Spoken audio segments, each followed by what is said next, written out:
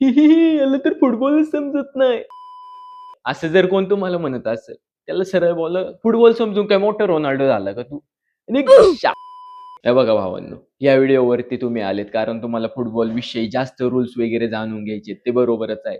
आता मला पण आईस हॉकी समजत नाही. माहीत नाही रूल्स काय असतात आईस हॉकीचे रूल्स. बट जर मला त्या खेळामध्ये इंटरेस्ट आला, तर माझं काम काय? मी त्याच्याविषयी रूल्स बघेल.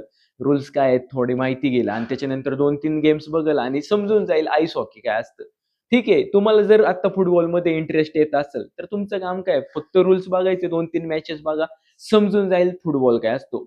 म्हणजे फुटबॉल समजायला आहे ना, जितका सोप्पा वाटतो तितका सोप्पा नाही आणि जितका अवघड वाटतो तितका अवघड पण नाही. ते फक्त डोक्याचे हे आपल्याला ज्या गोष्टी अवघड वाटतात त्या अवघडच वाटणार आहे, ज्या सोप्या वाटतात त्या सोप्याच वाटणार आहे. अरे कहना क्या चाहते हो? हा व्हिडिओ मेनली फुटबॉल कुठे बघायचा याच्यावर नाही, कसा पाहायचा? काय रूल्स असतात फुटबॉलमध्ये, फॉर्मेशन्स काय असतात, फॉल्स नाईन, ओव्हरलॅपिंग रन, अंडरलॅपिंग या गोष्टींकडे आपण लक्ष नाही देणार आहे. आपण लक्ष देणार फॉर्मेशन्सकडे, तर रूल्स काय आहेत फुटबॉलचे म्हणजे बेसिक गोष्टींकडे लक्ष देणार आहे. जास्त डीपमध्ये व्हिडिओमध्ये सांगणार नाही मी. कारण डीपमध्ये सांगून काय आधी समजा तरी फुटबॉल काय असतो. आता वर्ल्ड कप येतोय मान्य आहे. बरेच जण रोनाल्डो, मेस्सी, नेमार यांचा लास्ट वर्ल्ड कप आहे. म्हणून इंडियामध्ये बरेच जणांचं आता ट्राय करतायत सगळे, की फुटबॉल बघायचा आहे त्यांना, समजून घ्यायचा फुटबॉल काय असतोय. जर रूल्स माहीत नाही तर मजा काय येणार आहे. मला पण एक टाईम होता वाटायचा हा काय 90 मिनिटाचा गेम आहे, बोरिंग गेम आहे. काय मजा काय यात? बट जसं समजलं मजा काय. गोल स्कोर करणं हा जरी फुटबॉलचा मेन आउटपुट पाहिजे, मेन म्हणजे रिक्वायरमेंट आहे, की गोल मारला का जिंकते. पण गोल स्कोर करण्यासाठी जेवढ्या गोष्टी कराव्या लागतात ना, जी पासिंग, ड्रिबलिंग या स्किल्स ह्या मी तुम्हाला सांगेलच. ह्या सगळ्यात महत्त्वाच्या आहे. याला म्हणतात गेम. जे दिसतं ना स्कोर, ते स्कोरच्या मागे आहे ना 11 प्लेयर्स असतात. ती आहे फुटबॉल. ते आहे फुटबॉल. अच्छा। अजून पण आहे ना बऱ्याच जणांना वाटतं असेल काय फालतू बोलतोय, फुटबॉल कसा पाहावा, फुटबॉल कसा पाहावा. तुम्हाला जर माहिती आहे फुटबॉल बघता येतोय, माहिती आहे रूल्स, तर वेल एंड गुड. पण ज्यांना माहीत नाही ना, बरेच जण आहे इंडियामध्ये आणि आपल्याला हा स्पोर्ट्स आहे ना, हा फुटबॉल आहे ना, वर्ल्डमधला बेस्ट स्पोर्ट आहे. हा मराठी माणसामध्ये, महाराष्ट्रामध्ये, इंडियामध्ये पुढे न्यायचा. त्याच्यासाठी हे प्रयत्न चाललेत, बाकी काही नाही जास्त. जर या व्हिडिओतून तुम्हाला काहीतरी शिकायला मिळालं, तुम्हाला वाटलं खरंच हा व्हिडिओ प्रॉफिटेबल होता, तर नक्की चॅनलला सबस्क्राईब करा आणि जर वाटलं नाही, बळजबरी नाही, नका करू सबस्क्राईब. आणि तुमचे असे फ्रेंड्स आहेत ज्यांना फुटबॉल माहीत नाही पण जाणून घ्यायचं त्यांना हा व्हिडिओ शेअर करा. अमीर आदमी देखा नहीं कि भिखारी की तरह भीख मांगना शुरू। मेनली पहिली गोष्ट, फुटबॉल आहे ना 11-11 प्लेयर्सची टीम असते. 11 प्लेयर्स एका टीमकडून असतात, अपोझिशन टीमकडून 11 प्लेयर्स असतात. याच्यामध्ये एक गोलकीपर झाला. आता पिचवर खेळणार आहेत ना ते 10 प्लेयर्स. रेफरी तर असतो ती वेगळी गोष्ट. बट फुटबॉल कसा खेळला जातो? गोल मारणं हे तर लास्ट आउटपुट पाहिजेच आहे आपल्याला. प्रत्येक प्लेयर महत्त्वाचा असतो इथं. प्रत्येक प्लेयर महत्त्वाचा असतो. 90 मिनिटाचा मॅच असते. 45 मिनिटाचा फर्स्ट हाल्फ असतो. परत 45 मिनिटाचा सेकंड हाल्फ असतो. पण जेव्हा फाऊल होतात, मध्ये मॅच थांबते, काहीतरी कारणास्तव थांबली जाते. तर जो जो टाईम आहे ना, इकडे क्लॉक थांबत नाही. तो जो टाईम आहे ना, तो ॲड केला जातो एक्स्ट्रा टाईममध्ये. म्हणजे 45 प्लस जर 3 मिनिट मॅच थांबली, 3 मिनिट ॲड केले जातात. 90 प्लस जेवढे मिनिट मॅच थांबली होती, तेवढे मिनिट प्लस ॲड केले जातात. बट केव्हा-केव्हा अशा मॅचेस होतात, ज्या 0-0, 1-1 अशा ड्रॉवर आलेल्या असतात. कोणतीच टीम जिंकलेली नसते. तर तिथं काय होणार आहे? मोठा क्वेश्चन आहे. जर सेमीफायनल, फायनल अशा मॅचेस असतील म्हणजे तिथं आउटपुट पाहिजेच आहे. लीग मॅचेस नाही म्हणत आहे. तर तिथं प्लस 30 मिनिट्स ॲड केले जातात. वाढवल्यानंतर टाईम परत 1-1 वर स्कोर लाईन राहिली, 2-2 वर, 0-0 वर राहिली तर पेनल्टीज दिल्या जातात. पेनल्टी काय असते? फक्त गोलकीपर आणि एक प्लेयर आमने-सामने असतो. जो पेनल्टी घेतो तो आमने-सामने तो गोलकीपरच्या बस. बाकी कोणताच टीममधला प्लेयर, टीममेट इन्व्हॉल्व नसतो. फोटो येईल हे असतं पेनल्टी. ठीक आहे, एवढं तर माहीतच असेल सर्वांना. फुटबॉल पिचवर खेळायला जाण्यापेक्षा फुटबॉल आहे ना पिचच्या बाहेर पण खेळला जातो. म्हणजे मॅनेजर, कोच हे ठरवतात फुटबॉलमध्ये आपण अटॅकिंग खेळणार आहे का डिफेन्सिव्ह खेळणार आहे. आता तुम्ही लय एक्झाम्पल आहे मॅनेजर्सची, कोचेसची जे फुल अटॅकिंग मोडमध्ये खेळतात आणि काही आहे फुल डिफेन्सिव्ह ये मुंह से सुपारी निकाल के बात कर रहे बाबा। मोडमध्ये खेळतात. पण पिचच्या बाजूला कसा असतो फुटबॉल? कागदापत्री आहे ना, कागदावरती फॉर्मेशन दिसली जाते. फॉर्मेशन काय असतात फुटबॉलमध्ये 4-3-3, 4-2-3-1 अशा फॉर्मेशन आहे वेगवेगळ्या. त्याच्यावरती येऊच. फॉर्मेशन म्हणजे ना, आता एखादी बिल्डिंग बांधायला त्याचा पाया भक्कम पाहिजे. तर फॉर्मेशन एक स्ट्रक्चर असतं ते पाया भक्कम करतं टीमचा.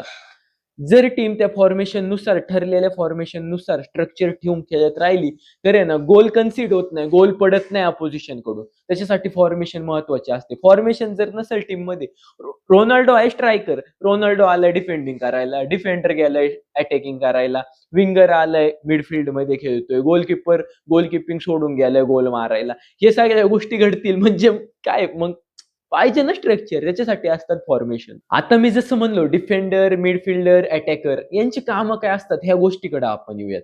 फॉर एक्झाम्पल 4-3-3 फॉर्मेशन आपण घेतली. आता यातून तुम्हाला फॉर्मेशन पण समजेल. 4 आहे ते 4 डिफेंडर आहे, गोलकीपर बाजूला ठेवा. त्याच्यानंतर 3 जो आहे ते 3 मिडफिल्डर आहे आणि परत 3 आहेत ना, 3 अटॅकर आहे. 4 डिफेंडर, 3 मिडफिल्डर, 3 अटॅकर. आता डिफेंडर काय असतात? डिफेंडरचं काम असतं जो अटॅक येतोय त्याला थांबवणं, डिफेंड करणं, ब्लॉक करणं म्हणजे गोल होणार नाही. डिफेंडर वर्ल्ड क्लास असले तरच वर्ल्ड मधल्या बेस्ट चॅम्पियनशिप टीम जिंकते, ट्रॉफीज टीम जिंकते. कारण गोल मारतात तर सगळे, पण गोल कन्सिड नाही व्हावं याच्यासाठी जे पण ट्राय करतात ना ते डिफेंडर असतात. आणि गोलकीपर पण तेवढंच महत्वाचं आहे, कारण गोलकीपर नसेल वर्ल्ड क्लास तुमचा तर गोलमध्ये जाणारच आहे बाई बॉल आणि मग तुमची टीम हारणार आहे. That's it. डिफेंडर मध्ये पण 4 येत नाही. राईटला जो असतो तो राईट बॅक असतो, लेफ्ट मोस्ट म्हणतोय मी आणि राईट मोस्ट. लेफ्ट मोस्ट असतो तो लेफ्ट बॅक असतो. राईट बॅक काय करतो, तो डिफेन्सिव्हली पण त्याच्या ड्युटीज करतो आणि अटॅकिंगली पण काय करतो. लेफ्ट बॅकचं पण तसंच आहे, डिफेन्सिव्हली पण त्याच्या ड्युटीज करतो आणि अटॅकिंग वाईज पण टीमला सपोर्ट करतो, टीमला म्हणजे मदत करतो. यांना म्हणतात फुल बॅक्स. हे दोन्ही झाले फुल बॅक्स, राईट बॅक आणि लेफ्ट बॅक झाले फुल बॅक्स. हे पुढे जातात मागे येतात, पुढे जातात डिफेन्स वेळेला मागे येतात, एवढं त्यांचं काम. डिफेंडर्स काय करतात हे मधले, ते आहे ना फक्त डिफेंडिंगचं काम करतात. अटॅक स्टार्ट करून देतात, बाकी फक्त जाग्यावर थांबतात, डिफेंडिंग करतात. हे झालं डिफेंडर्सचं. आता मिडफिल्ड मध्ये येऊ आपण, जे 4-3-3 सांगितलं होतं. आता 3 मिडफिल्डर. मिडफिल्डर्स मध्ये पण अटॅकिंग मिडफिल्डर्स असतात, डिफेन्सिव्ह मिडफिल्डर्स असतात. डिफेन्सिव्ह मिडफिल्डरचं काम आहे अटॅक, पुढच्या टीमचा अटॅक थांबवणं आणि डिफेन्सला आपल्या टीमच्या मदत करणं, एवढंच. अटॅकिंग मिडफिल्डरचं काम आहे आपल्या अटॅकला मदत करणं, पासेस देणं, थ्रू बॉल्स देणं. थ्रू बॉल्स काय असतात, पासेस काय असतात त्याच्यावर पण येऊ. एवढंच करायचंय की अटॅक मध्ये आपल्याला मदत करायचं, हे काम करतात अटॅकिंग मिडफिल्डर्स. ही झाली मिडफिल्ड. आता 3 जे उरले होते ना अटॅकर्स, त्याच्यामध्ये राईट मोस्टला असतो राईट विंगर आणि लेफ्टला लेफ्ट विंगर, मध्ये असतो आपला स्ट्रायकर. स्ट्रायकरचं काम काय, बॉल त्याच्याकडे पास येणार मिडफिल्डर कडून, विंगर कडून, त्याला फक्त गोल मारायचे, संपलं स्ट्रायकरचं काम. हेडर घेतो, बायसिकल किक मारतो स्ट्रायकर, अॅक्रोबॅटिक फिनिशिंग करतो. अॅक्रोबॅटिक फिनिशिंग म्हणजे अशा पोझिशनला फिनिश करायचं, म्हणजे इथं बॉल आहे, इथं इथून तर हेडर पण नाही नीट मारता येणार, मग काय करणार, बायसिकल किक मारतात, वॉली घेतात. वॉली म्हणजे हवेतच बॉल आहे, डायरेक्ट मारायचं. ह्या टर्म्स आहे तुम्ही हळूहळू शिकाल, याच्यावर एवढं दडपण नका देऊ. हे स्ट्रायकरचं काम. विंगरचं काम काय, विंगर आहे ना ड्रिबलर असतात. ड्रिबलर म्हणजे काय, 3 प्लेयर समोर आहेत, कट केलं गोल मारला. नेमार, मेस्सी ही ती नावं आहेत जी ड्रिबलिंग भारी करतात आणि रोनाल्डो स्ट्रायकर. तर राईट मोस्ट येतो, राईट विंगर आहे, लेफ्टला लेफ्ट विंगर आहे. लेफ्ट वरून बॉल घेऊन येणार लेफ्ट विंगर, राईट वरून राईट विंगर बॉल घेऊन येणार, ड्रिबलिंग करणार, नाहीतर क्रॉस देणार. क्रॉस म्हणजे काय, स्ट्रायकर इथे उभा आहे, इकडून बॉल येतोय डायरेक्ट असा हवेतून, लो क्रॉस येतोय ग्राउंड वरून आणि गोल मारणार स्ट्रायकर. एवढीच कामं ह्या सगळ्यांची, समजलं.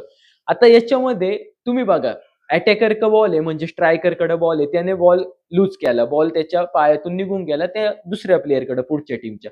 पण आता वाचवायला मिडफिल्डर आहेत, तर मिडफिल्डर कडून पण बॉल गेला वाचवायला डिफेंडर आहेत. डिफेंडर कडून बॉल जर चुकला, पास एखादा बॉल पायातून गेला, तर आता गोलकीपरला वाचवायला कोणच नाही. गोलकीपर स्वतः किंग बनू शकतो, बाकी काहीच नाही. आणि गोलकीपर म्हणून गोलकीपर आहे ना सगळ्यात महत्वाची पोझिशन आहे फुटबॉल मधली, मला तर वाटतं. कारण गोलकीपर वर्ल्ड क्लास नसेल तर गोल पडणारच आहेत. आता रिअल मड्रिडचा गोलकीपर आहे कोर्तवा, त्याच्यामुळे रिअल मड्रिड कितीतरी ट्रॉफी जिंकली भावांनो. फक्त रोनाल्डोमुळे नाही जिंकली, बेन्झिमामुळे नाही जिंकली, मॉड्रिचमुळे नाही जिंकली, जिंकली कोर्तवामुळे पण, कारण ते वर्ल्ड क्लास क्वालिटी आहे त्याच्यामध्ये. म्हणून गोलकीपर आहे सगळ्यात महत्वाचं आहे, समजलं आता. आणि फुटबॉलमध्ये जर्सीवर जे नंबर असतात, number 9, number 10, number 7, number 11, number 4, 3, हे जे नंबर आहे नंबर 1, हे असे टाइमपास टाकले नाही, हे आहे ना काहीतरी कारण. नंबर 9 म्हणजे क्रेझी स्ट्रायकर असतो, तो गोल पोचर असतो, गोल मारणार मारणार मारणार. विंगर 11 आणि 7 असे विंगर असतात, ते बघतात. 10 पण असतो विंगर, 10 मध्ये पण खेळतो अटॅकिंग मिडफिल्डर म्हणून. आणि जो नंबर 10 आहे ना फुटबॉल पिचवरचा, त्याच्यावर तुम्ही कायम लक्ष द्या. त्या प्लेअरच्या सराउंडिंग फुटबॉल खेळायला जातो त्या टीमचा. म्हणजे नंबर 10 आणि त्या टीमचा बेस्ट प्लेअर असतो, इंटेलिजंट प्लेअर असतो टीम मधला. त्याला सगळं कळतं, आता काय करायचंय, आता कुठं पास दिला पाहिजे, आता कुठं थ्रू बॉल्स दिला पाहिजे. पास म्हणजे काय असतं, डायरेक्ट पायात बॉल द्यायचा. असं इथून मी त्याला पायात बॉल पास केला, तो पास. आणि जर आपण डोकं लावलं, हा प्लेअर इकडे पळतोय ना रोनाल्डो, मॉड्रिचने डोकं लावलं, प्लेअर पळतोय, रोनाल्डो 1 मिनिटानंतर 10 सेकंदानंतर ह्या बाजूला असेल, तिथंच पास देतो म्हणजे रोनाल्डो गोल मारल. पुढच्या टीमला समजायचं पण नाही. त्याला म्हणतात थ्रू बॉल. थ्रू बॉल समजलं आता, ही टर्म्स झाल्या. नंबर 10 च्या आजूबाजूला फुटबॉल खेळवला जातो, एवढं लक्ष. आता तुम्हाला पोझिशन्स आणि फॉर्मेशन्स विषय समजले. पोझिशन्स त्याच रे, स्ट्रायकर, मिडफिल्डर, या सगळ्या विषय समजले. पण महत्वाची गोष्ट उरली, गोलकीपर. तर गोलकीपरचं काम आहे, तो बॉक्स दिसतोय इथं, फोटो लावतो मी कुठेतरी, ह्या बॉक्सच्या आतमध्ये गोलकीपर बॉलला हात लावू शकतो. बट बॉल जर ह्या गोल पोस्टच्या म्हणजे या बॉक्सच्या बाहेर असेल तर गोलकीपर तिथे हात नाही लावू शकत, तिथे त्याला पायानेच खेळावं लागेल. जर फुटबॉल आहे भाई, नावातच फूट आहे म्हणजे पायाने खेळायचंय. गोलकीपरच नाही तर हातात बॉल घेऊन गोल मारून ये. समजते ना तुम्हाला? इथं गोलकीपर हातात घेतला, बॉल गेला, टुन टुन टुन टुन, गोल. समज रहे हो ना? इतके हायटेड गोलकीपर असतात, असा बॉल घेऊन जाते, गोल. बंद करो हाथ जोड़ के मैं सॉरी फॉर दॅट, बट होऊ शकतं. म्हणून ते नियम आहेत गोलकीपरसाठी. कॉर्नर काय असतात, कॉर्नर तेव्हा मिळतो जर आपला गोलकीपर उभा आहे, पुढच्या टीमने बॉल मारला, आपल्या गोलकीपरच्या हाताला लागला आणि इथं गोल पोस्ट आहे, याच्या मागं बॉल गेला बरोबर, त्या त्या कोपऱ्यापासून ह्या कोपऱ्याच्या मधल्या ह्या भागातून माग गेला, इथे इमेज येत असेल तर गोलकीपर किंवा आपल्या प्लेयरला बॉल लागून मागे गेलता, म्हणून ऑपोजिशन टीमला आता मिळणार कॉर्नर. जर राईट साइडने गेलं तर राईट ह्या बाजूचा कॉर्नर मिळेल, लेफ्टने गेला गोलकीपरचे तर लेफ्टचा कॉर्नर मिळेल, एवढंच आहे. आणि थ्रो इन्स काय असतात, आता पिच मधले हा भाग सोडला, हा कॉर्नर वाला, इथून ते इथून आणि पुढच्या टीमचा पण तो, जे पिच उरले तिथून बॉल जो बाहेर जाईल, समजा आपल्या प्लेयरला टच होऊन बॉल बाहेर गेला ग्राउंडच्या, तर थ्रो इन मिळणार पुढच्या टीमला, मग थ्रो घेणार ते, एवढंच आहे, सिम्पल ॲज दॅट. आणि जेव्हा पण आहे ना ह्या बॉक्सच्या आत, जर हा बॉक्स आहे गोलकीपरवाला, त्याच्या आत एखाद्या प्लेयरने फाऊल केला आपल्या पुढच्या टीमवर आणि फाऊल तगडा असेल म्हणजे फाऊल आहे बाई, जोरात केलाय, तर तिथं त्याला मिळणार पेनल्टी. साधा फाऊल असेल तरी पेनल्टी मिळते, पण जोरात केला तर कार्ड्स मिळतात. त्याच्यावर पण येऊ, पेनल्टी मिळते आणि पेनल्टी सांगितले तसं तुम्हाला मगाशी तशी घेतली जाते, बाकी काहीच नाही. आणि तोच फाऊल जर बॉक्सच्या बाहेर कुठं पण झाला, फ्री किक मिळते. फ्री किक म्हणजे काय, सगळे प्लेयर्स उभे राहतात आणि फ्री किक तिथून घेतली जाते. पेनल्टी सारखं नसतं, मध्ये प्लेयर्स उभे राहू शकतात, त्यांची वॉल बनवली जाते, बघा इथे इमेज येते तशी. बाकी काहीच नाही या गोष्टीमध्ये. तुम्हाला निम्मा फुटबॉल मिळालाय, समजलाय मित्रांनो? निम्मा फुटबॉल. लाइक करा, शेयर करा. भाई हम भी करी नहीं लेकिन लाइक तो कर दो. यो साला अपनी आदत से गरीब हो. फुटबॉलमध्ये असतात येलो कार्ड, रेड कार्ड. याच्या माग काय म्हणजे नियम काय आहे? नेमका अर्थ काय भाई? येलो कार्ड, येलो है, रेड है, क्या अर्थ क्या है? अर्थ आहे. अर्थ हा आहे, येलो कार्ड तेव्हा दिलं जातं जेव्हा एकदा वॉर्निंग दिली, प्लेयर ढकलतोय, एकदम भांडणं करतोय, काहीतरी स्लेजिंग टाइप चालले, एकदा वॉर्निंग दिली जाते, दोनदा दिली जाते, त्यांनी परत फाऊल केला, शर्ट बिर्ट खेचले एकदा, मग दिलं जातं येलो कार्ड. येलो कार्ड म्हणजे फर्स्ट वॉर्निंग आहे रेड कार्डसाठी. जर परत तुम्ही असं केलं, परत येलो दिलं जाईल, 2 येलो मिळून रेड होतं. आणि जर फाऊल लय तगडा केला, पळत आला, पायावर लाट टाकून दिली, पडलाय प्लेयर, पार घना वॉर झालाय भाई, वॉर वॉर वॉर हो गई उधर, तर त्याचं डायरेक्ट रेड कार्ड, म्हणजे गेम मधून तो प्लेयर बाहेर. आता पुढचे ज्या टीमचा प्लेयर बाहेर जाईल त्या टीमने एक प्लेयर कमी असणार, त्यांच्याकडे डायरेक्ट फुटबॉल खेळायचा, तिथं मॅच ती टीम हरतेच भावांनो. कसं काय खेळतील 11 वर्सेस 10, बघताय ना? हा असतो फुटबॉल. हे झालं येलो कार्ड, रेड कार्ड, संपला विषय, तमाम. सगळ्यात महत्वाचं म्हणजे आता हे हे आपली डिफेन्स लाईन आहे, समजा इथं डिफेन्स लाईन आहे आणि इकडून अटॅकर येतो यांचा, पण डिफेन्सच्या पलीकडे गेलाय तो अटॅकर. आता त्याला फक्त गोल मारायचंय, गोलकीपर तोच उरलाय, गोल होणार आहे 100% माहिती सगळ्यांना. बट आपला एक डिफेंडर येतो, त्याला वडतो, पाडतो, म्हणजे गोल वाचवला. तिथं सिम्पली रेड कार्ड दिलं जातं, कारण गोल ऑपॉर्च्युनिटी मिस केली त्या प्लेयरनी. आणि का केली? यांनी ओढलं म्हणून, ते रेड कार्ड आहे. केस जर फुटबॉलमध्ये ओढली डायरेक्ट रेड कार्ड हा सगळ्यात मोठा ऑफेन्स मानला जातो फुटबॉल क्षेत्रामध्ये. नाही तर भाई जट्टाधारी असतात काही फुटबॉलर, तो कुकुऱ्या फोटो येईल ओढली भाई काय केलं आपटावर कुकुऱ्याला फिरून दिला फेकून एखाद्या आरव बिरव तर विषय होऊ शकतो ना. इसके लिए ये सब कुछ होते हैं फुटबॉल में, हमारा इंडिया ऐसा ही चाहिए हा भाई. आणि फुटबॉल मध्ये 100-1760 कॅमेरे असते, इथे एक कॅमेरा, इथे एक, खाली एक, वर, म्हणजे सगळ्या अँगलनी 3D इमेज, डायरेक्ट 3D. हा हे असते फुटबॉलमध्ये, त्याला म्हणतात VAR.